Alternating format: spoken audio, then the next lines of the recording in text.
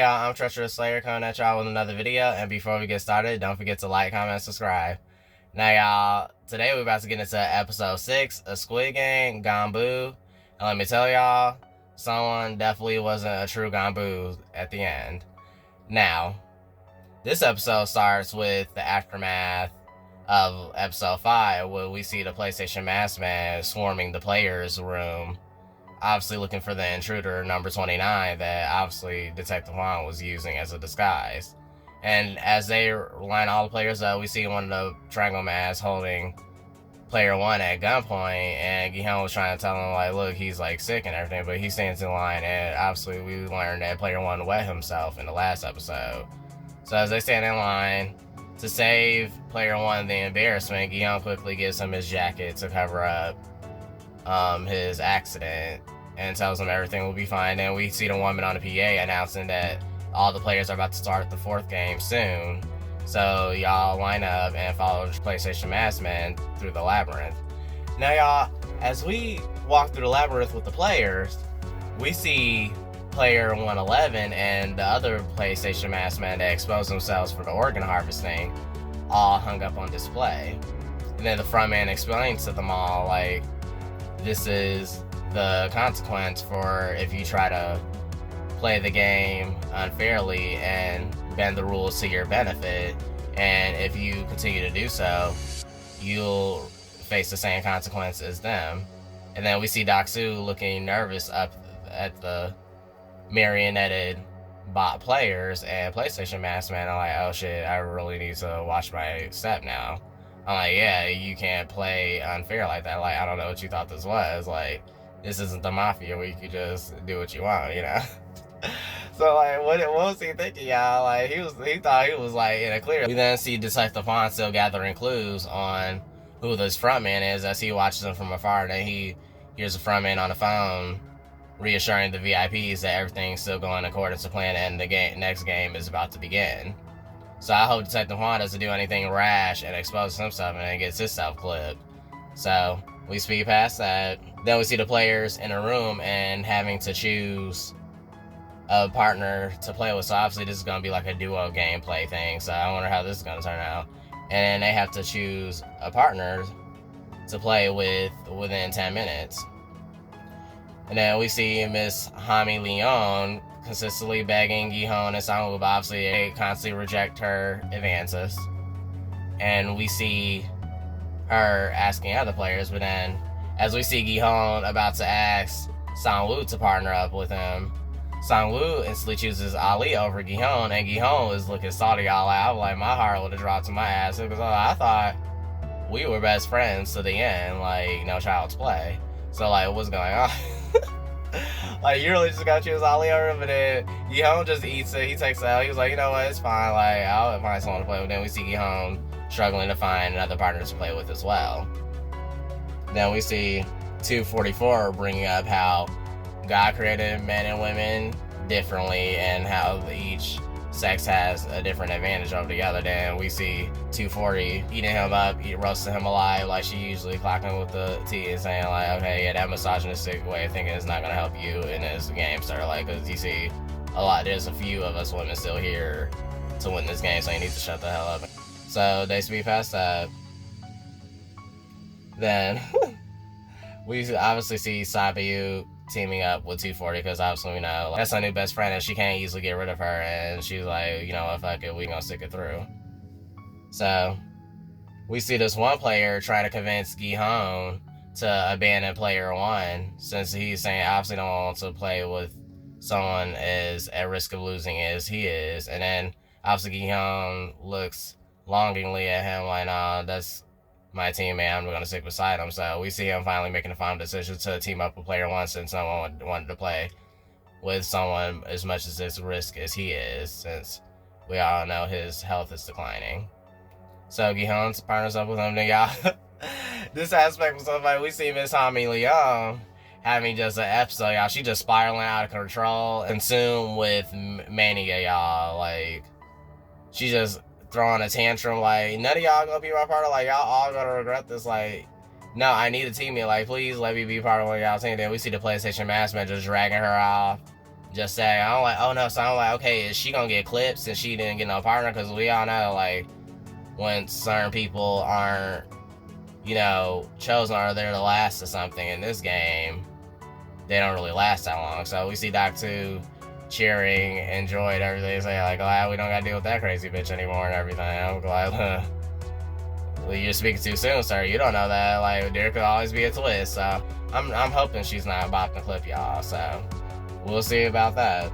We then see the players arriving at their next game match, and the room is designed like a typical Korean neighborhood, and where you see the players all splitting up in like alleys, backyards, driveways, etc. And we see player 1 and Gi-Hong, you know, bonding over how the neighborhood looks so similar to the childhood neighborhoods they grew up in, and player 1's just loving it. Like, he's loving the layout, and they're all handed a set of 10 marbles each for each player. And then player 1 calls Gi-Hong his Ganbu, which is a Korean term for a childhood friend that you don't betray and that is loyal forever. So the woman on the PA then announces the rules of the 4th game, y'all, and the players have to choose a game of their choice, and the objective is to win the 10 marbles from the other player. So the ones who ends up with all 20 marbles together is the winner, and the other one obviously is going to be eliminated. We can see pisses Gi-Hong all the way the hell off, and he just nervously looks at player 1, who's obviously not all there mentally at the moment, and we can see player 1 constantly running off, you know, getting distracted about how amazing the landscape of the match looks, and Gi-Hong has to start the match and, you know, postpone the inevitable. And y'all, I know this is one of the games I'm definitely gonna hate the most, because y'all can tell this game is definitely deep rooted in mischief and betrayal. Like, I know a lot of people are definitely not gonna make it out of this round, so this should be an interesting turn of events. Now, we should all know this is Sang-woo's specialty. Deceit, oh yeah, he lives in it. So you see Sabayuk telling 240 to get serious, like, okay girl, we need to decide a game to play, and you over here playing and wasting time. And she's just like, oh no, we could just talk, so hey, what do you like to do? Yeah, she tries to bond more with Sabayuk, so we see Ali having to guess how many marbles is in Sang-woo's hand, and obviously if he gets correct, he gets Sang-woo's marbles, and obviously we see him like winning a few of them, and Sang-woo's not too happy about that, y'all. 240 suggests that they wait out the clock to play, since they agreed on one round of bullseye. We see Ali's starting to regret his decision of partnering up with Sang-woo, since we see Sang-woo's true colors start to show, as he says, I don't want to play anymore, since Sang-woo's getting frustrated and he's on the brink of, you know, exploding. So we see Gi-Hong snapping on player 1 to get it together, as player 1's constantly getting distracted, walking around the neighborhood like, oh yeah, like, I used to live right here, I used to play right here. Yo, this is such a funny dynamic, because this is like a life and death situation, and player 1 is just being so frivolous at the moment, and it's an adorable, it's just so sad that Gi-Hong just wants to get the game finished. And the PlayStation manager is looking at him like, yeah, you need to make him play, or I'm gonna just take both of y'all out at this point. So, it's time to like get serious. We then see Doc-soo wanting to play another game too, since his partner is getting an advantage on him and winning his marbles. But then he brings up to the PlayStation master man like, look, y'all said we all equal here, right? So let me get another chance to play a different game. And then he was like, yeah, that's fair, y'all can play another game. And then his partner's like, oh shit, I'm probably definitely gonna regret this. So we speed past that. Then y'all, we see Sang-woo snapping on Ali and grabbing him by the neck and calls him an asshole and thinks he's cheating and tries to antagonize him, y'all. And that aspect right there pissed me off. I'm like, okay, you need to get your hands off of Ali, but I'm looking at Ali strong and I'm like, sir, you better uppercut him. Like, he wouldn't be grabbing me on my neck and everything. But then we see the Triangle Masked Man intervening with the gun and finna clip Sang-woo like, look, you better act civilized, cause y'all still in the game. So Sang-woo quickly tries to come up with a solution so they can both win to de-escalate the situation. Obviously, we know he's trying to win for himself. So we see Sabayo telling 240 about her story with her father getting bopped and how he betrayed someone important in North Korea and had her mom and her brother on the run to South Korea. So that's why she's there to play to win some money to get her mom and brother back home safe, where home is to her. So, and we see obviously 240 making a morbid joke about it and everything, about how toxic fathers can be and everything. I love her character so much. She is so funny. And we see Sang-woo begging Ali to spare him by coming up with a solution, saying that other teams are struggling to come up with a game concept too, and this is a game of wit and logic, and to test to see if players will rebel against the triangle match. So I'm like, he came up with all this, like, now Ali, you gotta smell the bullshit coming from my way. Like, please tell me you smell the bullshit. But Ali falls for y'all, and he works with Sang-woo since he feels like Sang-woo has his best interest at heart, and we all know he doesn't. Like, come on, sir. I was like, Ali, get it together. Come on, like, think outside the box there. We learned that 240's father was a hypocritical preacher who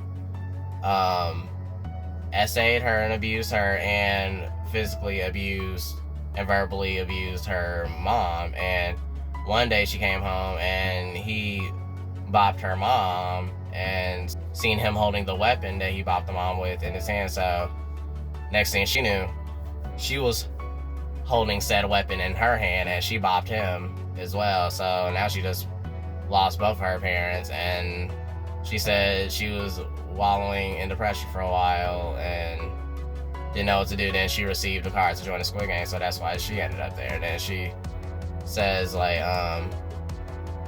oh yeah, once we get out of here, we could go catch a movie. So since you'd never seen this one movie, then yeah, read the reality of the situation here. She was like, oh, that's right. Only one of us can make it out of here.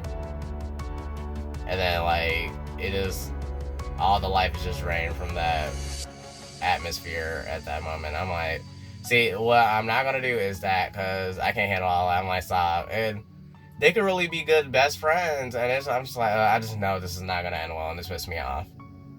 So after we learn about that, Yeon tries to stall his game so player one doesn't suffer, since they just have to guess if the player is holding an even or odd amount of marbles in each hand. So as he tries to postpone that game and stall, and the PlayStation Mask is obviously watching over them, Sang-woo makes up a bullshit promise to Ali and purposely makes them split up.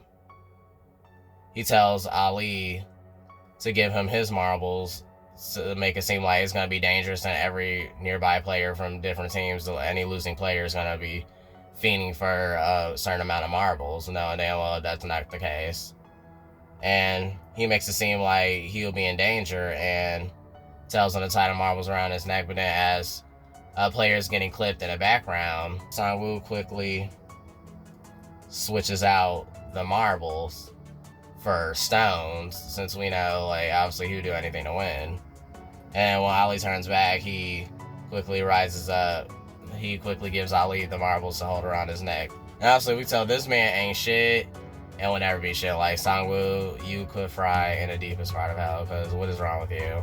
I'm glad they really bringing out the deceit in people, and I never seen so much backstabbing in one episode. Like, this is definitely a good metaphor for choose your friends wisely, because Ganbu, this episode, y'all, this is definitely not one of my faves so far.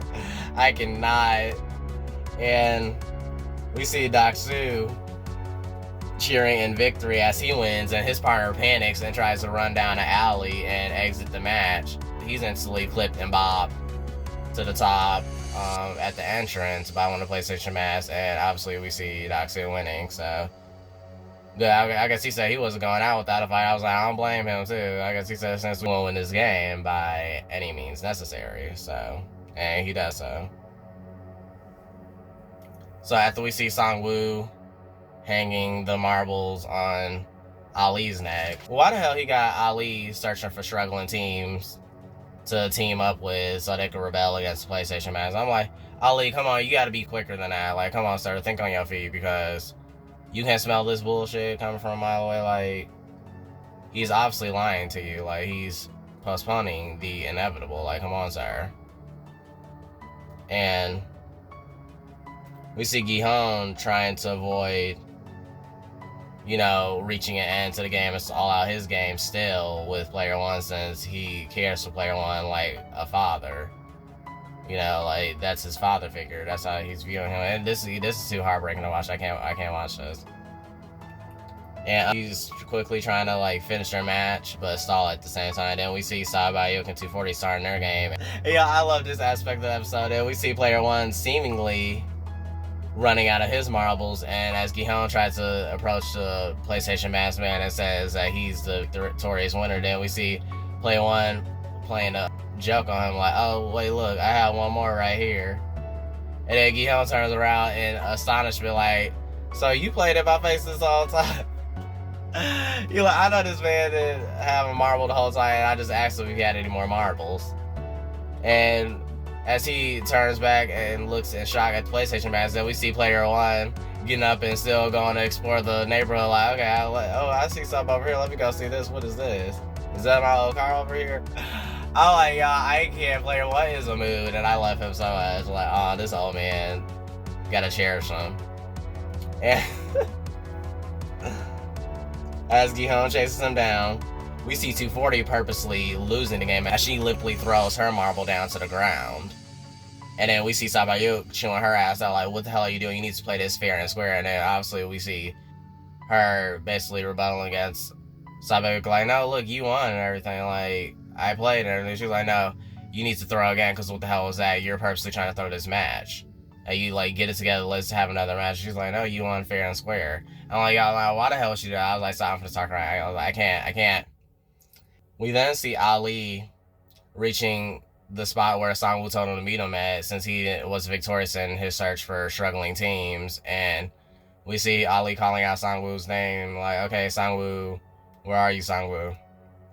And then he finally has a brief realization that Sang-woo switched out his marbles as he checks his marbles and learns that they're stones replaced by the marbles. And then we see this bastard Sang-woo going to the PlayStation Masked Man, showing him that he obtained his marbles from his partner. And then we hear Ali in the background calling Sang-woo pleadingly for help.